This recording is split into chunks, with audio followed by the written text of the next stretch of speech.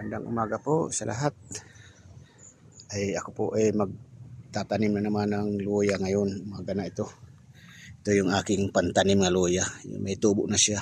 Ayan, napakagandang pantanim pagka ganito na may tubo na. Hindi na hindi na siyang hihintay ng matagal bago sumibol kasi may tubo na siya. Ito, ganito lang ako magtanim ng luya. Ayan. Hindi natin yan sisiksikin ng lupa. Okay na yung ganun. Ayan. Ganito. Ayan, nakakatuwa kasi may tubo na siya.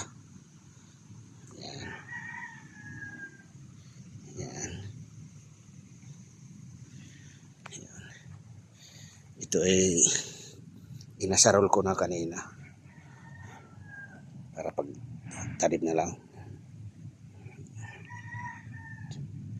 Ganyan.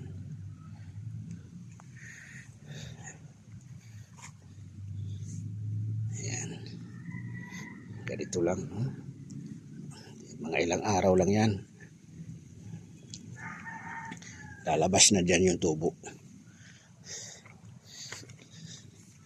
Ganda magtanim ngayon kay basa ang lupa sa ulan.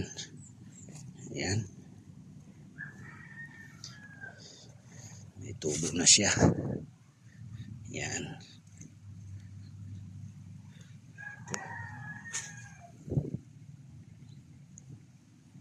Ayan.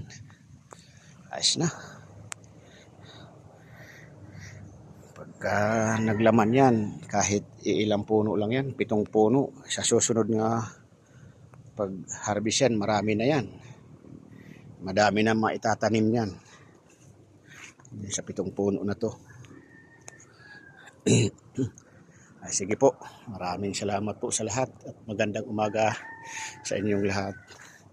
Kung pwede ho, paki-share nitong aking video dito sa tungkol sa pagtatanim ng aking luya.